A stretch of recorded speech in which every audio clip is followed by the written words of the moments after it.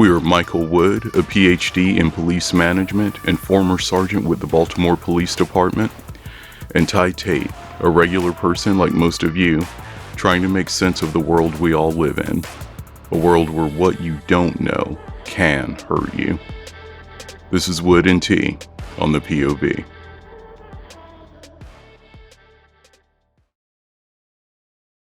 Yes. All right. So, how common is falsified evidence? You hear about that a lot in the news and everything. What's your experience? All right, so let me place a caveat on the whole subject. One of my biggest pet peeves is people pretending to know that which they do not know, and I find that to be indistinguishable from a lie. So very much like crime, I really have no idea how often this takes place. Just like I have no idea how much crime actually takes place. There's just no way I can think of to measure these things in any way that actually matters. We can measure the things that hit the news, but what the hell does that got to do with how often these things actually occur? So thinking about the question, I could see that there are at least 5 types of this scenario that I could think of. We have the evidence that is completely fabricated in a criminal enterprise. So I'll come back to that and talk about that a little bit because I have some case examples of that. Then there is evidence that the officer knows is real, but did not collect it or it did not happen the way they report it. Then there is the creation of an entirely false testimony. We've seen these things on TV, like real crime shows. A rather new one, since body cams have come about, is the staging of an evidence recreation. Yeah. I'm actually going to put a video of one of those in from Baltimore that happened very recently in a news article I'll play on here. And that was an officer who was initially, everybody thought that he was planting evidence on a suspect, and come to find out what he was doing, because they used you're supposed to turn the body cameras on.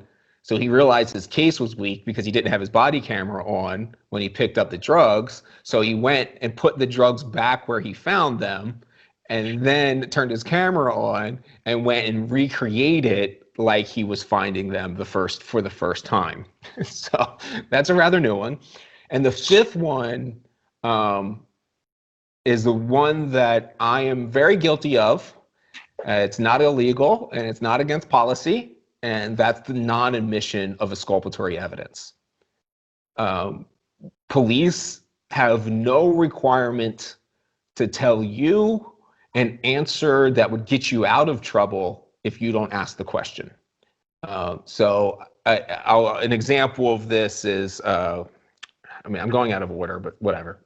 So an example of me doing this myself, I'll come up with one that I was chasing a drug suspect, went through some streets and then down an alley. He beat me to the corner of the alley, so I didn't see him when he cut the corner. And then I catch him after I turn the corner and catch him down at the end of the alley. But he dropped the drugs, and this is where it's something where I know to be true. So he dropped the drugs in the alley when he knew I couldn't see him. So I'm not the person that's going to say I saw them drop them, which that happens all the time. I picked up the drugs. It was a cold day, and to me they did feel warm. I'm not lying, but that was my whole thing, is that how did I know that these drugs belonged to him? Well, because it was 32 degrees outside and these drugs were warm and there was no one else around, so he just must have had him on his person, right? And that's just an inference, which is fine for probable cause. There's nothing wrong with that. But the whole time I'm on the stand, I'm waiting for the defense attorney to be like, do you have any training in thermodynamics? Did you have a thermostat to measure what temperature there was? Do you know how rapidly an item such as these pills here would release its heat, and can compare that to some kind of science? And I would have said, no, I don't know any of this stuff. But the question is never asked. And I'm thinking the whole time, like, guys, there's like 4 questions that you can ask me. And this case is toast. Why do you not ask the question? So I think there is a bit of, at least there's got to be a significant amount of people that are in prison on cases that look good, but really because their defense attorney was trash and did not ask the question that they needed to ask the officer. Now, is that falsified evidence? No, it's not falsified, but man, it's toting a line, and it's where even the best intentioned cops, like I would like to think of myself as one of the best intentioned cops, but even from that intention, I am doing things that I think you can make a strong moral argument against. You know, with saying you should say these things. I should say, hey, you know, but who the hell am I to know what a proper temperature is? But in an adversarial court system, that's just not how it works. Well, from your point of view, what you're saying is that I got this guy, I think he did this, and because of the way the system works, it's the other guy's job to challenge me, right, and get their guy off. That's really how it works, and if they don't do it, then that's just how it goes. Yeah, and even when I hear you say it right now, that sounds a little morally corrupt. You know? Yeah, but, you know, it's, like you say, it's the system we're in. It's not that... It doesn't. I knew that anything. I'm trying to do it, you know, as honestly as humanly possible, and it's just the system we have.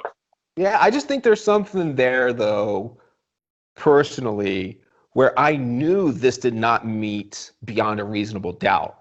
It met my standards for the arrest, but my case did not meet the criteria for beyond a reasonable doubt.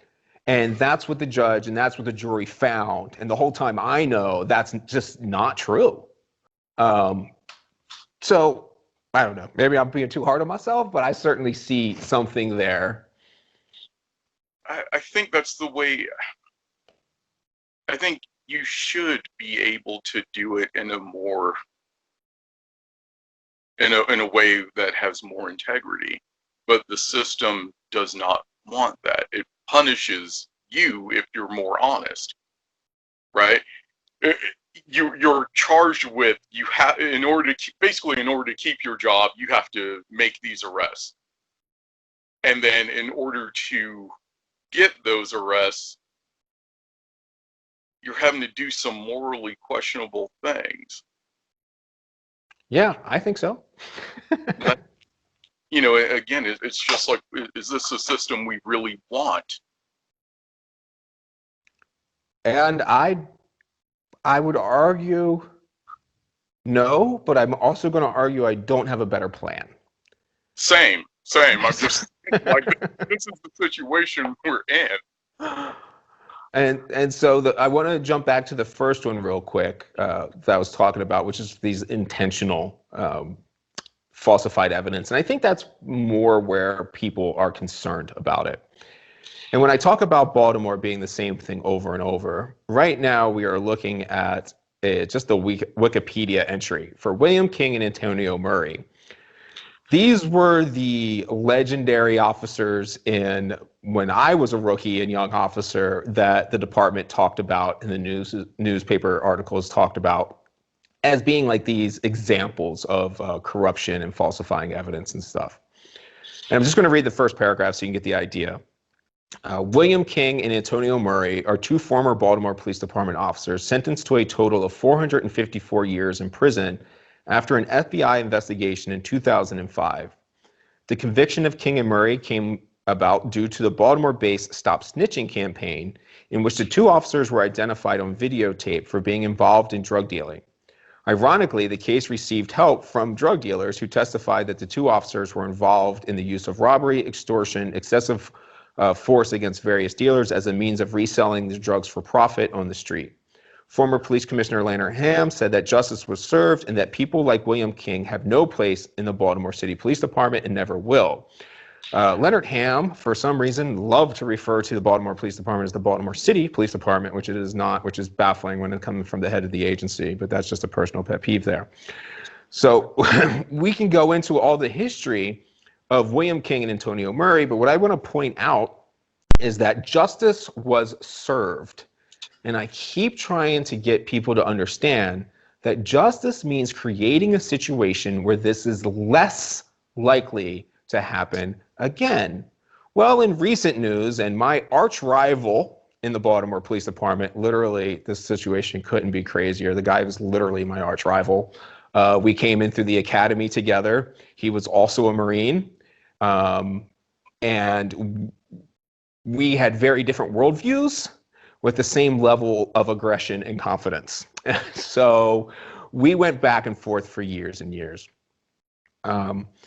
What this is talking about is the gun trace task force in Baltimore Police Department, where 6 officers, it ended up being like 8 or 9, were giving long federal prison sentences for the same darn thing.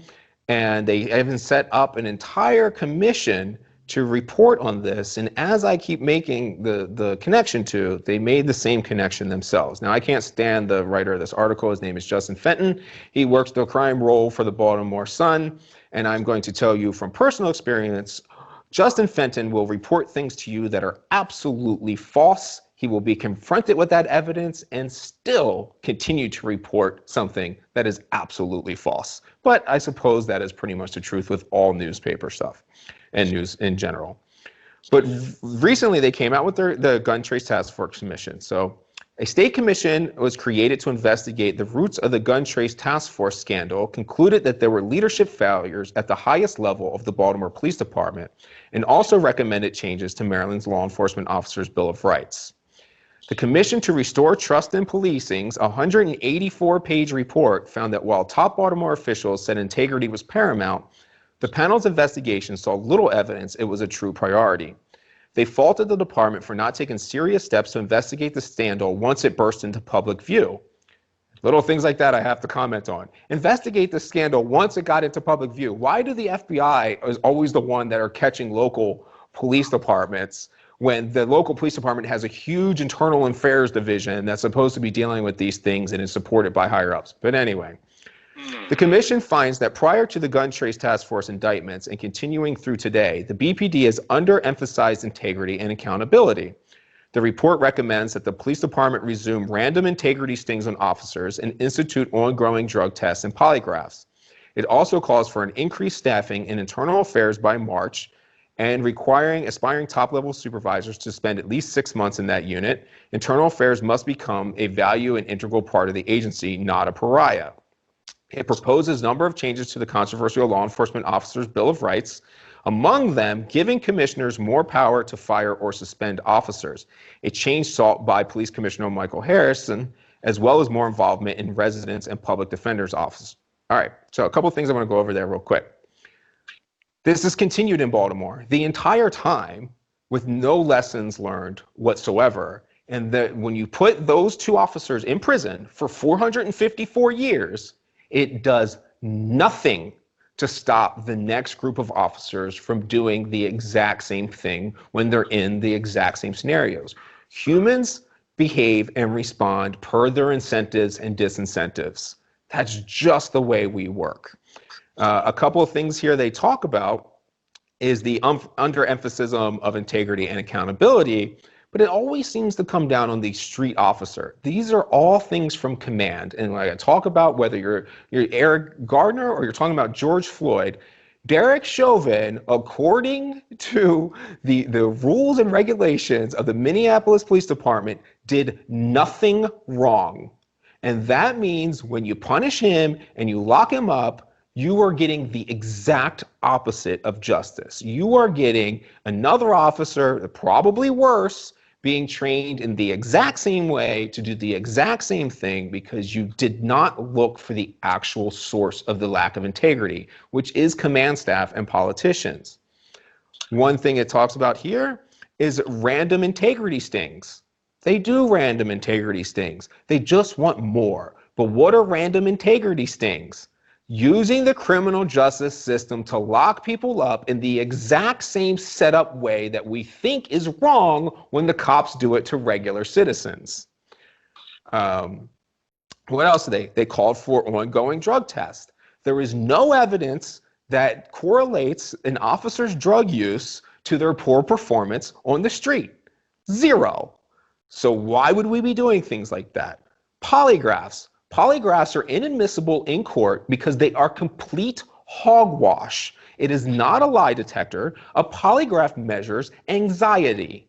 A polygraph will never catch me. It never has before, and it never will, because I will lie to you right to your face and have no anxiety about it whatsoever. Because I know this damn thing is measuring my heart rate and my perspiration, and if I keep those things low, I can fucking say anything.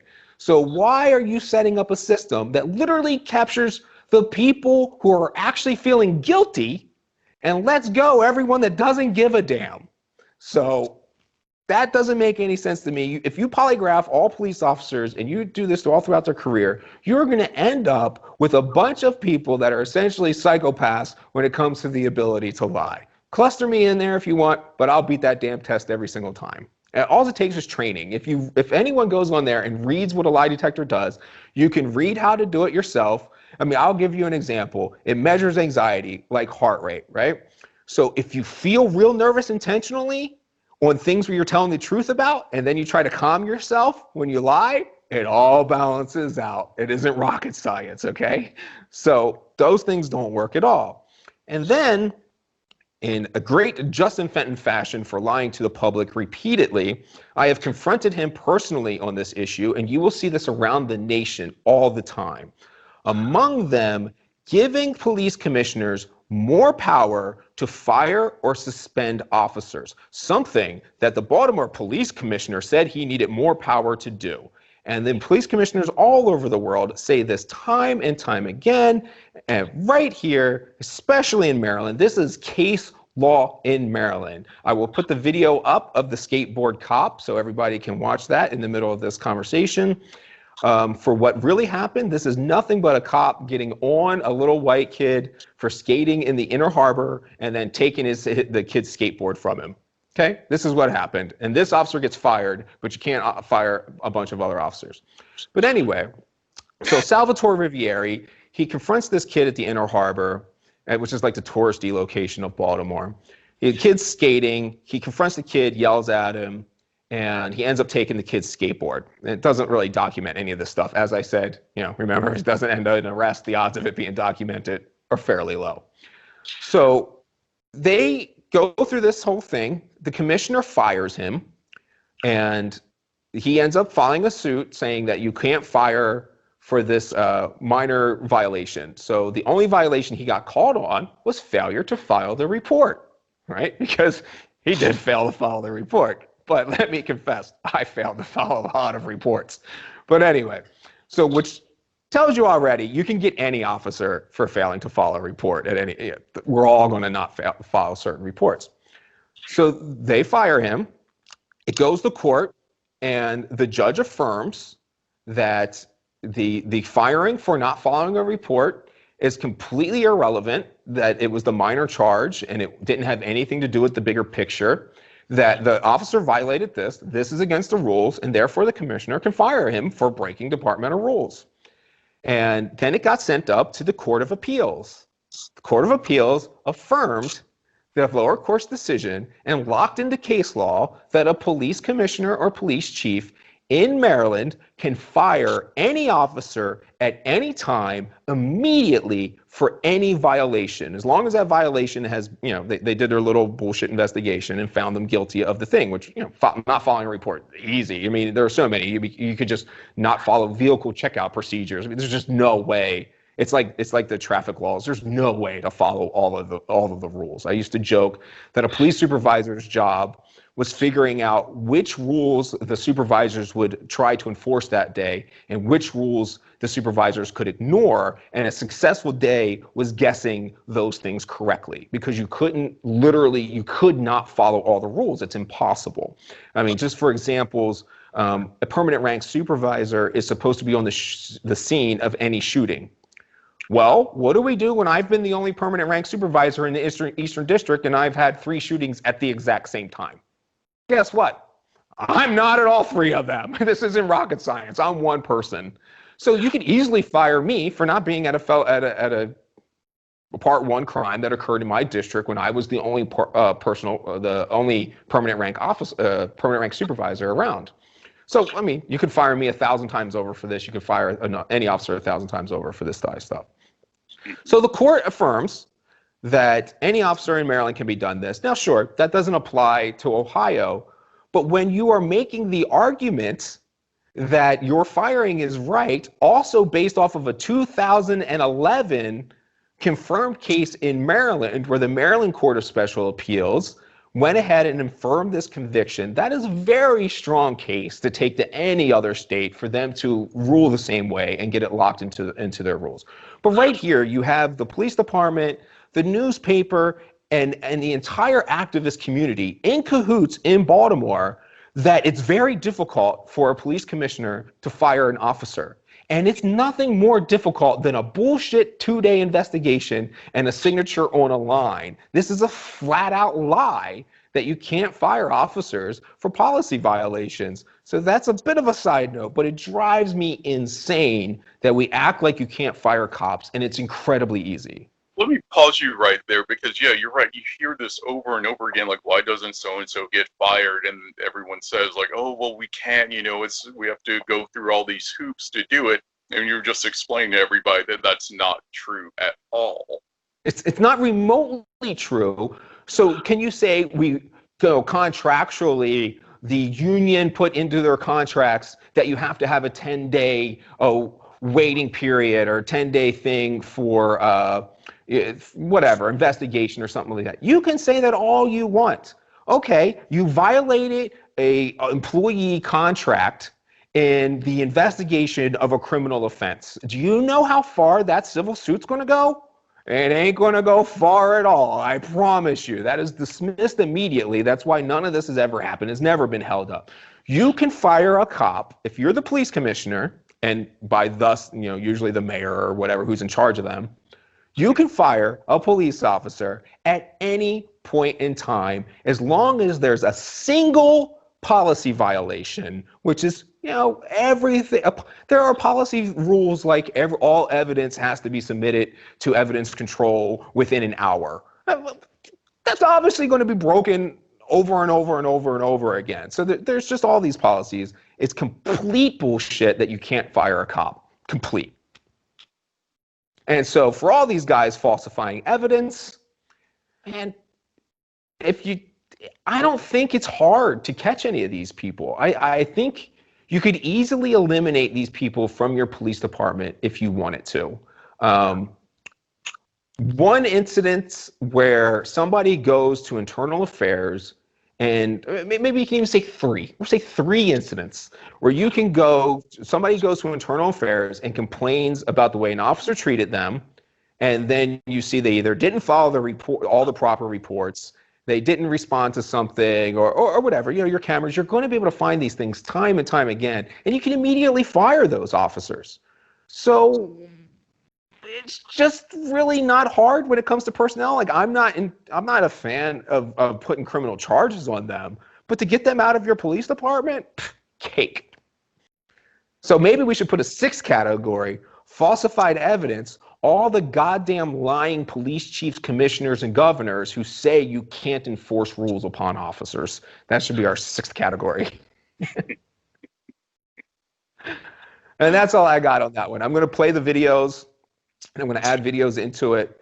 But to rehash, you have evidence that is fabricated, like all these criminal cops are doing, such as King and Murray and Gun Trace Task Force, that continually happen over and over again. They are happening in your city no matter where you are, because no one's really doing anything about this stuff.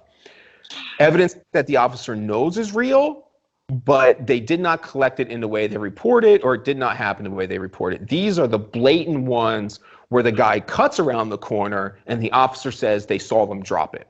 Now, did the guy drop it? Yep. Were those his drugs? Yep. But you don't have the evidence. You don't. So they will falsify that. The creation of false testimony, which one of the worst cases I've seen is Brandon Dassey. So anyone that wants to go look up Brandon Dassey's interviews with the police department, I forget where they were, it's somewhere up north. And that's the, what was that case called? Do you remember that case? It's not the main guy. What's the TV show called?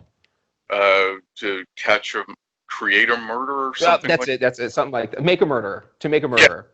Yeah. Right.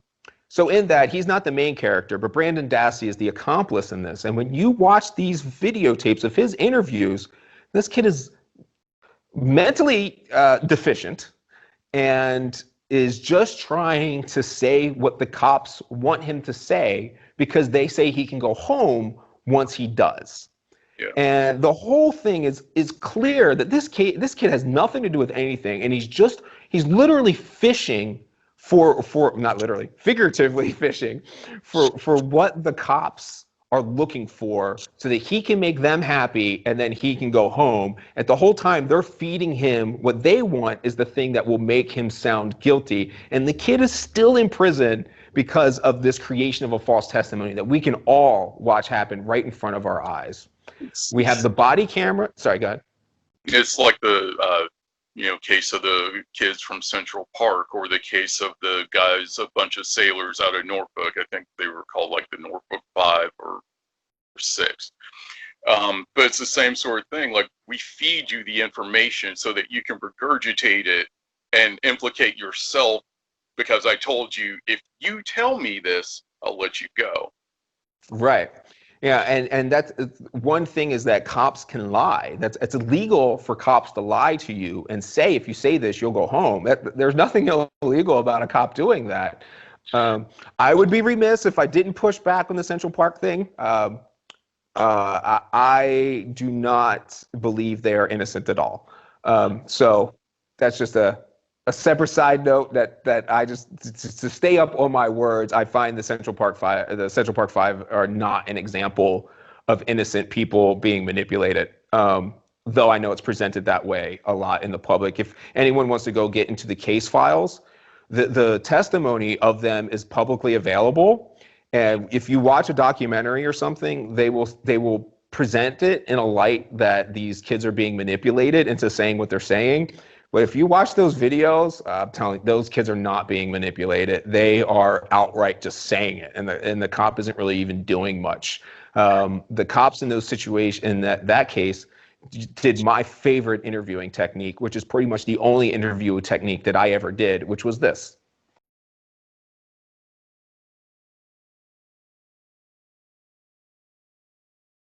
And I would do it for hours, and they just talk and talk and talk and talk. And I'm like, why are you doing this? But anyway, we have this stuff coming out all the time. There are so many cases of the creation of false testimony that I think it's a little scary to think that there are at least double-digit percentages of innocent people on death row, at least. That just from the creation of false testimony, that is everywhere, with cops manipulating testimony to make it sound guilty. And even when you talk about the Central Park Five, if you watch the documentaries or stuff like that, you'll see the manipulation of reality to present the message that somebody else wants to present. It's almost like statistics. Like, a cop's interview, it could just be manipulated in any way that you want it to be manipulated, unless you do what you're supposed to do as a good darn citizen in America anyway, which is STFU at all times when it comes to talking to the police. You should never say anything. In the video we watched earlier, like I said, when they come up to you and they say, "Do you know why I pulled you over?" No, why would you incriminate yourself? You're going to be like, "Oh yeah, I was speeding." I mean, people say that. You just incriminated yourself. So don't trust the police when it comes to talking. I want to get some links. I want to see some links on that, because I've never heard this about those kids. Yeah, you'll go down the rabbit hole with the Central Park Five. They're all on YouTube, so I'll send them to you, and then we can go over it later if you would like. But you're going to definitely be a little surprised compared to the public narrative. And I think that had a lot to do with Trump. Once everything became whatever Trump said was bad, it was that he must have been wrong about their guilt as well. And I feel like that it was an example of the tribalism of late, even though Look, dude, history says that this tribalism is nothing new. History says that everything that we're doing is nothing new. I mean, I'm definitely one of those people that will say Russiagate, for example, was complete mass hysteria. But I mean, we had Salem witch trials. I mean, this is nothing new. There's been mass hysteria forever. Galileo was locked in his house and placed under house arrest because he swore that the planet revolved around the sun, and that was for some reason terrible. And the last one that we went over is the one that I'm guilty of, which is the non-admission of exculpatory evidence. Now, the prosecutor has to give exculpatory evidence, but the officer does not. So as long as I don't tell the prosecutor, there's nothing that's ever going to happen. I mean, I could have noticed that you went into some place that pretty much makes it impossible that you drop those drugs, but I don't have to say that. That is for them to figure out, and that's a very odd situation at best. All right, one last thing before we go. I wanted to ask you about the stuff in the news recently with all of the police who were involved in the, I don't know exactly what you would even call it, but in the Capitol incident? Yeah, try to take over the Capitol, or yeah. What do you think about that? Well, I've seen some officers that have been getting in trouble just because they were there, like in the general vicinity, and obviously I think that's nonsense. I mean, that I feel like that's getting into surveillance state stuff that you don't want happening to you, but you'll be very happy when that happens to the other. But man, when it comes to power, who is in charge and who's the other, that shit switches quick, man. You don't want to be encouraging state surveillance and state violence on any level for anyone to be morally consistent. I don't think. Look, dude, if the officer went into the Capitol, oh, gone, fired, toast, over, no question about this. But I've seen cops get in trouble just for being there, and an off-duty cop has every right to exercise his free speech as long as he's not in uniform and things like that, as much as anyone else does.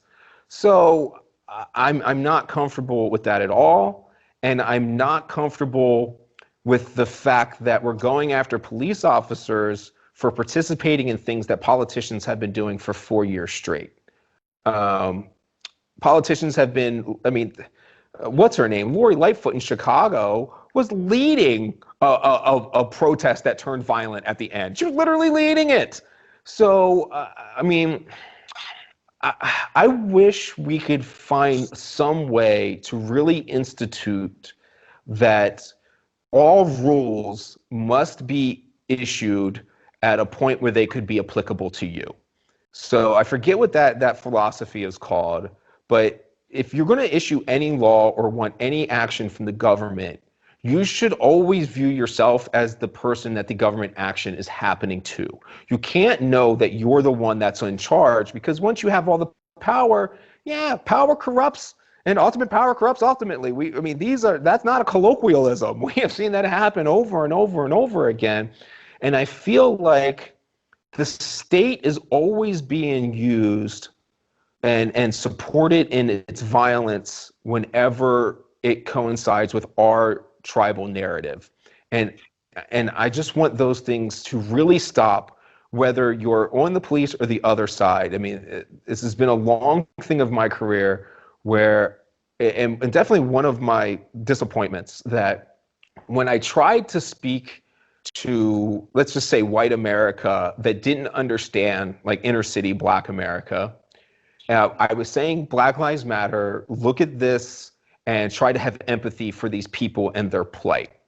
And then when I said, hey, you might be being a little harsh on white people in your accusations of racism, let's remember that white lives matter, and let's have some empathy for some of the situation that's going down here. Let's recognize that you may feel the same way about white males, but as we started this conversation with, White males are by far the most likely to be drug addicted and to commit suicide and to have a whole bunch of other things that are bad in the white male life right now. And if you were looking at data, you probably wouldn't want to be a white male right now. Just like if you were living in Baltimore, you wouldn't want to be a black male between the ages of 16 and 24. It all depends So, on context, right? right. Yeah. And so, Who you are. right. And I don't, it all depends on context in reality, but I don't think the context should matter at all. It really, I feel weird, like even saying that like somehow Martin Luther King's words have become controversial in some way. The goal is for us to all be treated the same, regardless of who you are, not because they're on the other side of an issue that they become the enemy. Martin Luther King worked with Lyndon B. Johnson, who probably was racist, but Martin Luther King did not care. What the hell did that have to do with achieving the goals of civil rights for everybody? Nothing. Just like today, whether you're white or black has nothing to do with minimizing the state intrusion on your safety and privacy. It's just got nothing to do with it. Now, sure, if you're a Muslim dude, black Muslim dude, around September 11th, yeah, I mean, I think we got some things to talk about there with your mistreatment. But if you're searching for the reason why, it's just state violence and government power, and it's not good in any context whatsoever. I mean, even like it's my big case to always argue that, look, it's unfortunate you need people like me. It's unfortunate, but you do. But that doesn't mean you send me to every single goddamn situation where you feel like you've been wronged. You only send me to the things where your life and safety and well-being are in danger. I'm not the dude to work out your neighborly dispute. I'm the dude that will take a bullet for you and fight for you. These are very different things, and I wish we could all just view the use of state power, and which really comes down to the power of a few elites and politicians, to not against our fellow human beings. Like, it should be the absolute last resort, no matter what. I am not interested in state surveillance of cops at Capitol Hill. I am not, and I'm not interested in states monitoring a Black Lives Matter protest for the law enforcement officers that were there. Because, I mean, I have been at plenty of Black Lives Matter protests that later turned wrong or went wrong in a different area than I was, but you weren't surveilling me and putting my name out there. If you're on the left, when you mention my name, odds are it's praise. But there's no reason for that just because it's of this tribal division. One thing that I heard the broadcast just before we started, so I didn't get the particulars, so I can't put this to you as like a actual fact, okay? So I'll say that right off the bat. So this is purely just what I heard while listening to a report. But it sounds like they have evidence of some police officers taking part in the looting and rioting and violence that went on at the Capitol. Yeah, and I don't think there should be any. If I was the police commissioner, they'd be fired, and we can have a civil case about it, whether I actually follow proper procedure or not. I mean, that's just really the way I see it. I don't think there's a question there whatsoever that you would lose your job and your criminal case is on you. You're out of my jurisdiction, so I don't care about that. But I mean, you're not working for my police agency anymore, just as the same as if you were at a Black Lives Matter protest and you were participating in those same things. Like, we act like that doesn't exist. Of course it exists. But are you surprised about that? That there's cops on Black Lives Matter protests? No, that police would be involved in some sort of riot type situation like that. I would be surprised if real cops were. And Explain. there's always that division. So if that cop came from the hood in Chicago, I would be quite shocked. If they came from the hood in St. Louis or any of these violent areas, and that's what I usually mean by real police. I mean police that are confronting violence. Um, I'm imagining that those are like county cops or state troopers at best.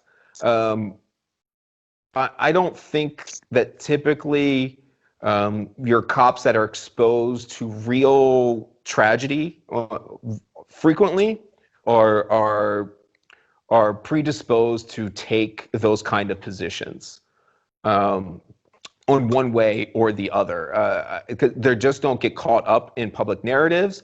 I think when you work in the hood, you know that the news is lying. So anything they say is constantly a lie. I can't tell you how many cases I was literally handling and then saw a news report that was completely false, had nothing to do with what actually happened at that event. I think all big city cops know this. And I think that the whole tribalism in diverse cities is not what it is in the media and in other areas of the country. I talk about this a lot, but drug dealers don't talk about race. True gang members, they don't talk about race. It's not these areas aren't the public narrative. They're kind of like enclaves that are in the past. I mean, the vast majority of street kids aren't going to believe anything that Fox News or MSNBC or anything says like that. They're very focused on the real world. And I think if you're focused on the real world, you won't get caught up in a lot of like protesting narratives or just like tribalistic narratives. I think you've been through enough to know that those lines are very blurry. But that's just my opinion. And what do you think? You think I'm off base there? I don't know. I've heard different things.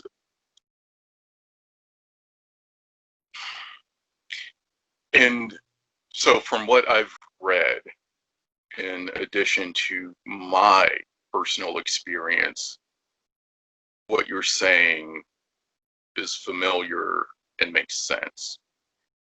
But I've heard the opposite from other people. Mm-hmm. So the things you're saying largely mirror my experience, but it's just. Did you grow up poor? So I'm asking you because you've been in contact with a lot more people connected to this stuff, and I know that other people have different experiences, and maybe there's more to it. Like for instance, I'm always. It's interesting to me that we're hearing a lot about for the past, let's say, decade. There's been a lot about white supremacists and whatnot being members of the police force across the country and in particular areas. And in the past few years, I've been hearing a lot more about that. And I don't know how much of that is accurate. Yeah, I've never seen it in real world. But at the same time, I think maybe you aren't in an area where you would, or maybe you aren't associating with people who would involve you in that. You know what I mean? And so I'm like, I have no idea how prevalent that sort of thing is, but it gets me wondering. And so I'm like, well, let me see what you know about it, what you've heard. Yeah, all I can do is say I've heard the same things you've heard, but I see no empirical evidence of it. I don't have any practical experience recognizing that it happens. And I just, so I feel like there's my experience traveling the country and stuff. I feel like I've encountered way less talk of racism and racist beliefs in rural America than I have in the cities. So you hear more talk about it in like the news of Baltimore or DC or mainstream media news. But when you go to Podunk, Wisconsin, the local news isn't talking about race. and the local people aren't talking about race. So I tend to have a hard time understanding why people in those areas would even have a lot of those beliefs, and then not just have the beliefs, but it has to be accepted. I mean, you're not going to be able to control your tongue all the time. So I don't know, and maybe you would see something. I don't know whether you'd see it or not, but it just doesn't meet any view of reality that I've seen. I'm sure there's a few people. Yeah, I thought of something though.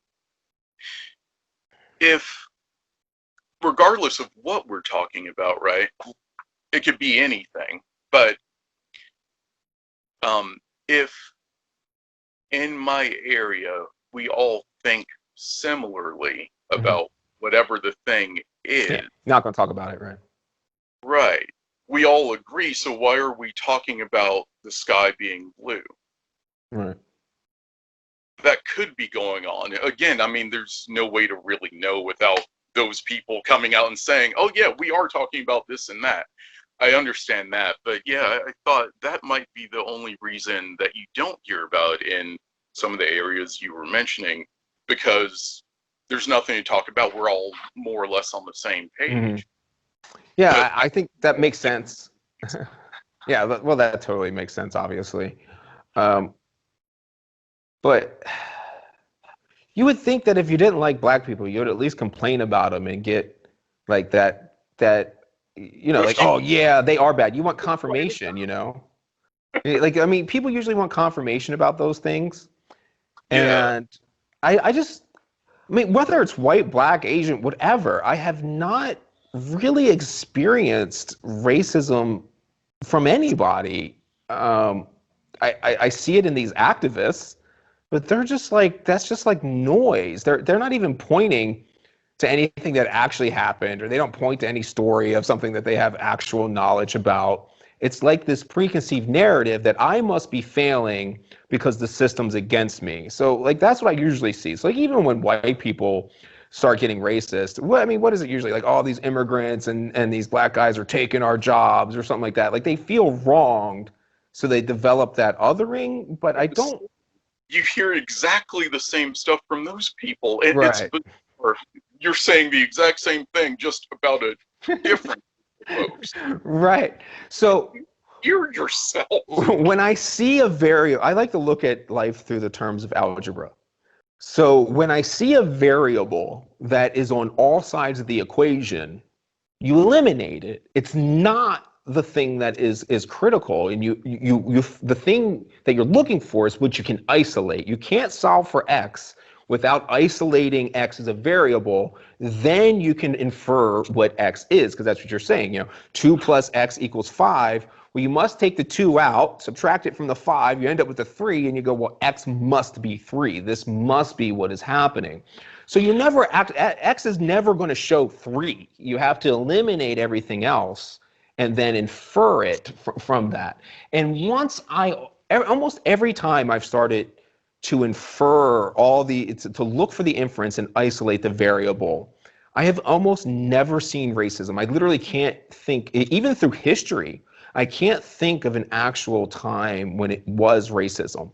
Like, I'll give you an example of a very common one is the 3/5 rule when it comes to black people voting when they were slaves. So you'll hear that the states issued, or the government, however you want to say it, the feds did this whole thing where they started classifying black people as 3/5 of a human and not giving them their right to vote. That is not what happened at all. It's literally the exact opposite. If you want to look for race as the problem there, that's fine. But the reality is that the southern states wanted to classify all slaves as citizens. That way, they were a 1-for-1 in amount of senators and representatives. Well, representatives more than senators. Every state only has 2 senators. But that would determine how many representatives and how much political power the slave owners had. So the compromise was that you could only vote a slave as 2/3 of a human being for census purposes, because they were trying to minimize the power of the slave owners, not and one treating slaves as a one for one would have maximized the political influence of the slave owners. It was 3/5 is literally an anti-racism rule to control, to minimize the influence of slaveholders. But yet you'll hear now that when you look for race as the reason, you're going to be like, oh, well, look, y plus x equals x plus y. Well, then you can fill in any variable you want there and it's going to make sense to you. These aren't what you're supposed to be doing. You really need to eliminate everything else before you get to the conclusion. It's like when people will be like, oh, this cop locked me up because I'm black. And I always got to say, well, first, did you eliminate that you were an asshole? Because you first got to eliminate that part. And then maybe we can get to black being the final reason. But you always want to find some other reason, especially one that holds yourself accountable, before you start blaming other people and acting like the world's against you. You're always going to be weak if you're looking for blame. I just don't think that race. I think that the vast majority of people, and I'm talking vast majority, well over 99% of the people, know that race is not a determiner for anything. They know this. I mean, if the most racist white person in the world that we would think of as like a rich white racist white, do they think that if they got a black kid, like say for some reason they had to adopt a black kid, that they couldn't make a good person out of that kid? I don't think they think that. They think, oh, I'm great parents. This kid will turn out just fine. Well, then you're not actually racist. It's not, you have to be thinking that the person's different, not just because they're different, because they look different from you. And I don't really think that people believe that people that look different from them are actually different. I think some people do more than you do. Sure. But I slightly disagree. I think more people feel that way than you think there are. Do you think there's a higher percentage of black people that are racist or white people? I don't know. That's a good... I certainly think it's black people, but maybe I'm just being racist. But what I really think, or where I really notice a difference, is in class. Yes. I think those two often correlate with each other, and I think there's some connection there. Of course there is. The echoes are real, right? But economic echoes are real. What I'm getting is that I think because of the class issue, you see more of what could be perceived as racism, or whatever it is Agreed. that you don't like. And so what I guess what I'm saying is that I think you see less of that when you raise the level of class, when people aren't as in such dire straits. Mm-hmm. What somebody looks like or what culture somebody comes from means a whole lot less to you, because you're not constantly looking for someone to blame for your issues. Right. I think that makes a lot of sense. So again, a unique thing about Baltimore, and that I really haven't seen in a lot of other places, is that poor white people live right next to poor black people in the exact same environment. And I think that that's a lot of reason maybe why Baltimore just does not have the racial tones that I've seen in other places. And for example, by far the most racist place I've seen is Portland. I will continue to talk about how much I hate Portland. And my buddy Avi's here, and he's probably laughing about Portland because I fucking hate the place. And it's whenever I go to a place that's like mostly white liberals, like they're racist as shit. They don't realize how racist they are. Like I don't think it's like they have no intent, but it's like the ideas of what they think are good are incredibly racist. Like, when you're like, oh, we need handouts for these black people. Like, They can't do it themselves? Like, what the hell are you talking about? Like, of course they can do it themselves. What do you mean? We don't need your ass coming here to rescue Black America from fucking Portland. Shut up. Like, I find those things truly offensive. Like, I feel like I'm putting myself in that drug dealer's shoes in Baltimore, and there's some literally white college girl in Portland being like, you know what the problem is that we're just not giving this guy $5, worth of it. And it's like, dude, what are you talking about? This kid can do anything that he has the opportunity to do. All you got to do is lay out the opportunity. He doesn't need you to fucking hold his hand. Opportunity is everything. I've talked about that with people over and over again. That is the real issue for people. Actually, I think we talked about that briefly too once. But yeah, if you have opportunity, that's the missing link for people. It's not the litany of other things that folks will bring up. It's having the opportunity and knowing that something is a possibility. Sure. The possibility that, I could go to school, get a job, do X, Y, Z. If that's something you can see in your environment, you have a much greater likelihood of succeeding. If you don't see that, though, then you're much more likely to start, selling dope. Right. That just reminded me of two of the things that real racists, like to use as evidence for their racism, and that races are different, where they say things like, oh, look at all the Black kids playing basketball. Yeah, because that was their avenue of opportunity. Look at all the Kenyans who run long distance and win long distance races. It's because they're Kenyan. No, it's because they're surrounded by a culture that sees that as an opportunity to escape poverty. It's like, what the hell are you talking about? Just the same reason why back in the day, a bunch of Irish people became boxers and police officers, because it was an opportunity to get out of poverty. That's it. And the idea that you think is because they're Black is because you're the damn racist, Yeah.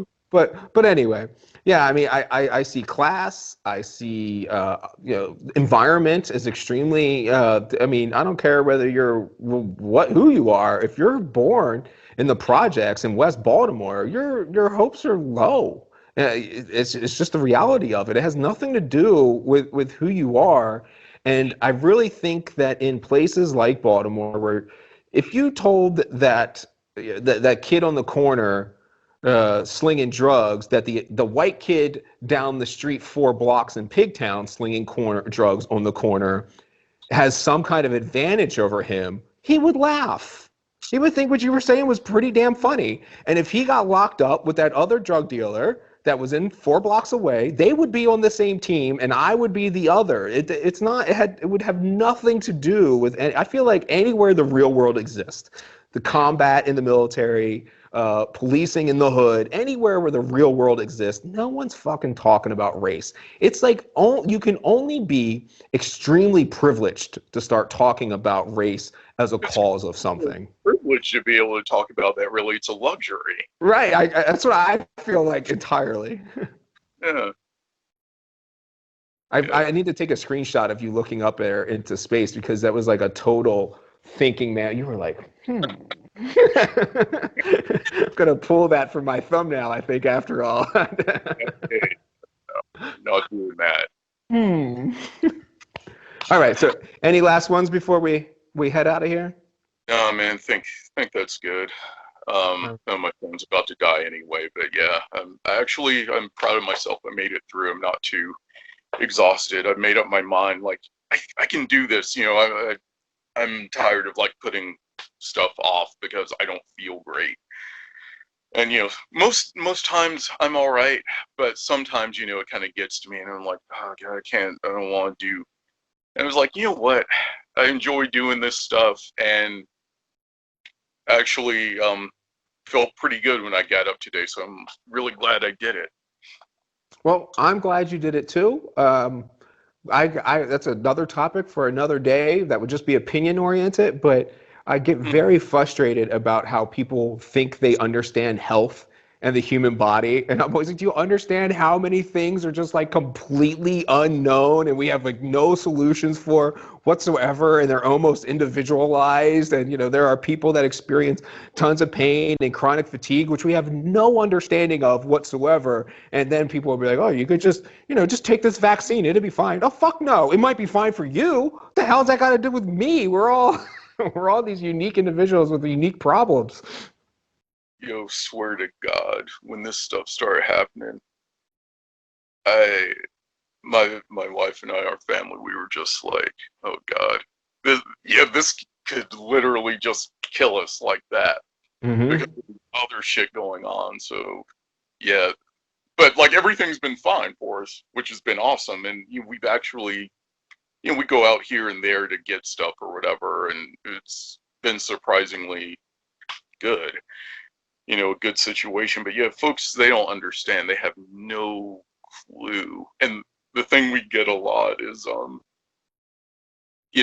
prior to all of this nonsense, but like the people that know us well, or, we would initially tell about the different health stuff, they would just be like, well, you look totally fine. And I'm like, yeah, I know. I felt totally fine. I was, super active until one day that all went away. It's not about how you're looking, You just need to eat more apples, Like I started eating apples and like, have you tried intermittent? It's like, shut up. Well, I'm glad to see you doing good, and let's think of some more things, and we can always do like a fun one or something like that. I got my buddy Avi just rolled in here, and he's the one you actually need to talk to, and I've been trying to get him to do it about like how you actually, if you took a city, like which ones would, how many votes do you need and stuff like that. That's all the work he was doing when we were going around, but he's a little camera shy, and bald Jews are that way from what I've heard. Can't trust them Jews. Anyway, we'll just put that up on the podcast. That'd be great. They'll hear me say some anti-Semitic thoughts. The last you can't have out there, dude. That reminded me, I just have to tell you this one thing real quick. I was having there's a podcast that's on the YouTube channel, but where I'm talking to this German lady, and it's reminded me of something I do want to ask you about. Go ahead, though. And so I'm always, it's just, I have to bring it up all the time because it drove me so crazy when you talk about public narratives and being trapped in your tribalism. Yeah. She said to me, she was like, well, of course America is still racist. Slavery only ended 100 years ago or whatever. And I was like, bitch, are you fucking still anti-Semitic? Like she's German trying to lecture me. And I'm like, are you kidding me? Like, even if you like, oh, my ancestors had slaves, even if you went that far, we didn't fucking try to take over the world and kill them all. You want to talk about being biased in your narrative, lady? You're German. You don't get to say shit to any of us. Try to take over the world twice, you assholes.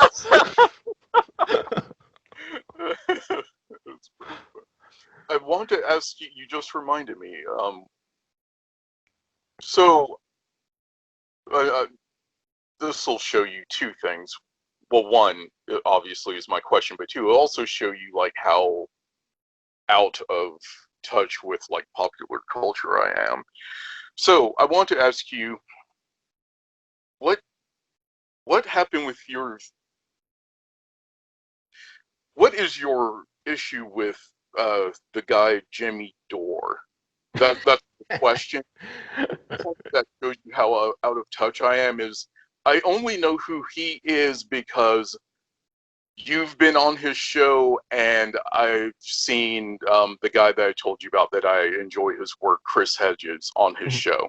That's it. I don't know who he is at all beyond watching 2 episodes of that show. So what happened there? Oh, well, I could probably do that with absolutely anybody that I've probably ever interviewed with when it comes to like celebrities. Okay. So the reason why he's a central focus point, and there's 3 videos about him, is because YouTube just forces his videos down my throat and I see them. But I could do that. I could do these same things with any of them. And my problem is the hypocrisy of all of these Hollywood people who are, doing YouTube shows or whatever they're doing, where they're talking about socialism and the wonders of socialism and how the mainstream media lies, while they do nothing but live capitalism lifestyles while repeating mainstream narratives and never seeking the truth, never fact checking, while they criticize other people for never fact checking. And it's like, I mean, if you think about like YouTube, probably one of my biggest pet peeves is all of these people who say they are giving you an alternative narrative are literally only talking to other podcasters and other YouTubers and repeating and reading mainstream media news articles. They're not bringing in, like, so back in the day when Jimmy and I were fine, he would bring me in to talk about policing issues. Now he says all cops are bastards, and he explains how he knows everything about policing. And it's like, I don't respect anyone that won't put up a counter narrative. I mean, so much too far that, I mean, I'm the point where I'm a dick, where if somebody leaves me a bad comment, I'm like, yo, here's my address, and you can come on YouTube any day you want and present all your evidence about why I'm wrong. And I would love to be that at any point in time. But once they get into their little bubbles of celebrityism, like my peek behind celebrity worldview, it is all the same type of people. It's like arguing about whether Joe Biden and Barack Obama are different. They're not different whatsoever. There is no difference between Rachel Maddow and Jimmy Dore. Nothing. There is no difference between, I mean, maybe I'll give the Tucker Carlson a little bit of advantage, but I probably, like, as time goes on, that gets shattered. Every time I think I see someone that is remotely honest in media, as soon as you peek behind the curtain, it becomes a lie. And if I know the lie, I want to talk about it, And, like the thing with Jimmy Dore recently was all he does is talk about how the elites are evil and what's all wrong with capitalism and doing things just for money, while he's developed into a millionaire bitching about socialist and does nothing to help the regular person ever. Just a capitalist repeating mainstream narratives and getting himself literally to be a millionaire while he doesn't help a fucking soul. Got it.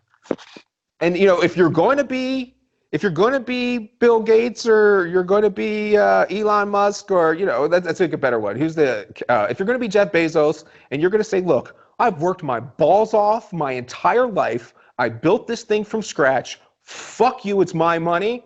I am totally fine with that. But the moment you are talking about how he's doing the exact same thing Bernie does. When Bernie became a millionaire, he changed his thing to just billionaires. He stopped saying millionaires and billionaires because he became a millionaire. And then he said to people, oh, well, why don't you write a best-selling book and then you can be a millionaire too? Bitch, you only get it because of people voting you in the office. You haven't accomplished a fucking thing that would be worthy of a book. It's just because other people have supported you. So again, these little people that supported you, you're fucking talking down to them. And then Jimmy Dore does the exact same thing. As soon as he has money, he spends 100% of himself on himself. He says he's against walls. So the next time I'm in LA, I would love to go to his house and harass him and make him call the police and lock me up, because he says he doesn't believe in the criminal justice system. He doesn't believe in walls, and he thinks all cops are bastards. Well, then don't fucking call him then. Your issue is basically that you feel like he and people like him forgot where they came from. Oh, they certainly have, and they're certainly hypocrites. And I feel if there's anything that I've been true to a flaw, is I come from Section 8, and I will stay loyal to Section 8. I know what happens in those places. I know what is said, and I cannot fucking stand when I see somebody like him pretending to know how these people think. I hate when I see millionaire white people saying that we need to defund the policing when there's not a single goddamn grandmother or mother or brother or cousin who lives in these crime-ridden areas that wants to see the police taken away from them. You don't get to fucking speak for these people, man. And if you want to get out their message, you bring them on there and let them talk. That's all I can say about that. I hate that shit. All right. You know, and I mean, and I don't think I've been hypocritical about it at all. I've taken every opportunity I can to help and use my platform, and I've even given it away to other people to try and just get a few things for the people where I come from. It's just not. I don't know, dude. That shit drives me bananas. Yeah, okay, that all makes sense. I just, I caught one of your videos for sure about him, but I couldn't figure out like what all. I wasn't clear on like what the issue was, and also it was just one of those weird things where, like I say, I didn't, I don't really have. Yeah. I don't pay a lot of attention to that like popular culture stuff. So I was like, why is this guy so important? I know you've been on his show, and I've seen Chris Hedges on his show. Is he like some rich person? I had no idea. Yeah. Well, I know him, so I spent time, talking to him about a lot of things. And as soon as he got success, turned his back on every principle he claimed to have had. Oh, wow. And it's just like I see it over and over and over again, and it's super frustrating because then then the people like him continue to start believing it. Like he's convinced progressives about all this kind of shit, and it's a total lie from his part. He doesn't live what he preaches, so he doesn't believe it. It's the same thing with like Barack Obama saying that he believes that the sea level's rising. Well, you're a fucking lying asshole. You just bought a $15 million house at sea level. You don't believe that. Like, I mean, how does that make any sense? Yeah, totally. So it's just shit like that drives me bananas. And then when I see the regular public just doesn't seem to care, I say something. But anyway, I gotta go. I'll talk to you soon, Ty. It's good talking to you. I'm glad you're doing well.